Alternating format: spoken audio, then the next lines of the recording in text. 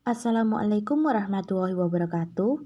Perkenalkan, nama saya Ayub Fauzul Nur Faiza dengan NIM 206050. Di sini saya akan menjelaskan mengenai tes dan non-tes. Pengertian tes menurut para ahli. Menurut Arifin tahun 2012, yaitu suatu teknik atau cara yang digunakan dalam melaksanakan kegiatan pengukuran, yang di dalamnya terdapat berbagai pertanyaan, pernyataan, atau serangkaian tugas yang harus dikerjakan atau dijawab oleh peserta didik untuk mengukur aspek perilaku peserta didik. Menurut Ari Kunto tahun 2010, yaitu suatu alat atau prosedur yang sistematis dan objektif untuk memperoleh data-data atau keterangan-keterangan yang digunakan seseorang dengan cara boleh dikatakan tepat dan cepat. Menurut Eko tahun 2010, alat untuk melakukan pengukuran yaitu alat untuk mengumpulkan informasi karakteristik suatu objek. Selanjutnya yaitu pengertian non-tes. 1. Sujono 2009 menyatakan bahwa teknik non-tes biasanya dilakukan dengan cara wawancara, pengamatan secara sistematis, menyebarkan angket, ataupun menilai dan mengamati dokumen-dokumen yang telah ada. Yang kedua, menurut Widyoko dalam Maulia 2013, teknik evaluasi non-tes biasanya digunakan untuk mengukur hasil belajar yang berkenaan dengan soft skill, terutama yang berhubungan dengan apa yang dapat dibuat atau dikerjakan oleh peserta didik. Non-tes adalah cara penilaian hasil belajar peserta didik yang dilakukan tanpa menguji peserta didik tetapi dengan melakukan pengamatan secara sistematis. Teknik evaluasi non-tes berarti melakukan penilaian dengan tidak menggunakan tes. Teknik penilaian ini umumnya untuk menilai kepribadian anak secara menyeluruh, meliputi sikap, tingkah laku, sifat, sikap sosial, dan lain-lain. Dilakukan dengan pengamatan secara sistematis, melakukan wawancara, dan menyebarkan angket. Tes formatif dan tes sumatif. Tes formatif yaitu proses mengumpulkan data atau informasi mengenai sejauh mana kemajuan peserta didik menguasai kompetensi yang sedang diajarkan. Fungsi penilaian formatif menurut Ari Kunto 1999 yaitu untuk memperbaiki proses belajar mengajar bagi siswa, bagi guru, maupun bagi program sekolah. Tes sumatif.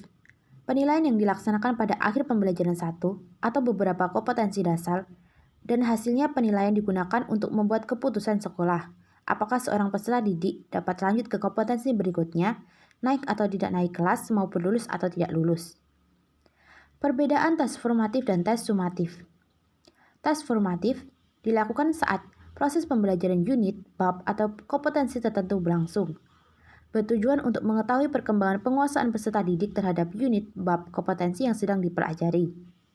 Hasil digunakan untuk dasar memperbaiki proses pembelajaran unit, bab, atau kompetensi yang sedang dipelajari agar peserta didik mencapai penguasaan yang optimal. Hasil penilaian formatif tidak dipakai dalam menentukan nilai raport.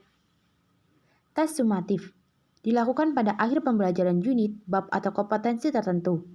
Bertujuan untuk mengetahui pencapaian belajar peserta didik dari pembelajaran yang sudah berakhir. Hasil merupakan bukti mengenai apa yang dikuasai oleh peserta didik.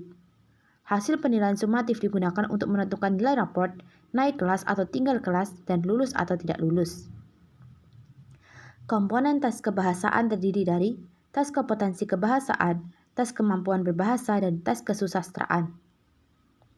Tes kompetensi kebahasaan.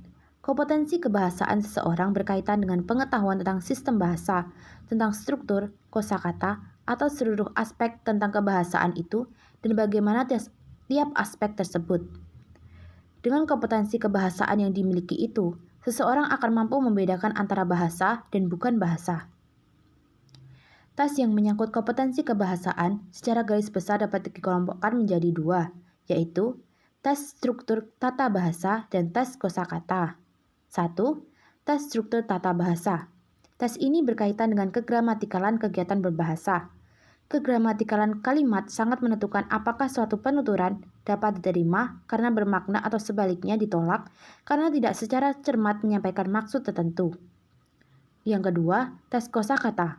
Kosakata dalam suatu bahasa biasanya berjumlah banyak sekali. Akan tetapi, hanya sebagian kosakata yang dipergunakan secara aktif dalam kegiatan berkomunikasi, sedangkan yang lainnya jarang.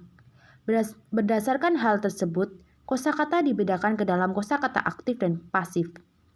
Untuk dapat melakukan kegiatan komunikasi dengan bahasa, diperlukan penguasaan kosakata yang memadai. Tes kemampuan berbahasa.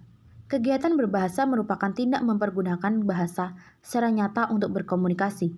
Kemampuan berbahasa dapat dibedakan menjadi dua kelompok: memahami dan mempergunakan. Masing-masing bersifat reseptif dan produktif. Kemampuan reseptif merupakan proses decoding, proses usaha memahami apa yang dituturkan orang lain. Sebaliknya, kemampuan produktif merupakan proses encoding, proses usaha mengkomunikasikan ide, pikiran, atau perasaan melalui bentuk-bentuk kebahasaan. Tes kemampuan reseptif. Kemampuan reseptif terdiri dari dua macam kemampuan berbahasa, kemampuan membaca dan menyimak. Dalam hal ini, membaca merupakan kegiatan yang memahami konteks ekstralinguistik melalui sarana linguistik. Kegiatan membaca sarana bahasa disampaikan secara tertulis, sedangkan kegiatan menyimak disampaikan secara lisan yang merupakan lambang bahasa. Jika dalam kegiatan membaca diperlukan pengetahuan tentang sistem ejaan, dalam menyimak diperlukan kemampuan mengenai sistem bunyi bahasa yang bersangkutan.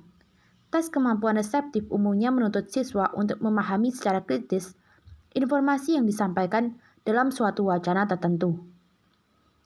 Tes kemampuan produktif. Kemampuan produktif terdiri dari dua macam kemampuan berbahasa, yaitu kemampuan berbicara dan kemampuan menulis. Kegiatan berbicara merupakan kegiatan menghasilkan bahasa dan mengkomunikasikan ide pikiran secara lisan. Masalah kelancaran dan ketepatan bahasa serta kejelasan pikiran merupakan hal yang sering diteskan atau dinilai dalam kegiatan berbicara. Tes kesusastraan. Tes terdiri dari aspek kompetensi dan performasi. Tes kesusastraan dapat dibedakan menjadi tes pengetahuan tentang sastra dan kemampuan apresiasi sastra. Pentingnya pengetahuan sastra merupakan alat bantu, maka tes pengetahuan tentang sastra bukan merupakan prioritas. Tes harus diprioritaskan pada usaha mengungkapkan kemampuan mengapresiasi sastra siswa dan secara langsung berhubungan dengan karya sastra. Tes yang bersifat apresiatif akan menopang tercapainya tujuan pengajaran sastra yang berkadar apresiatif.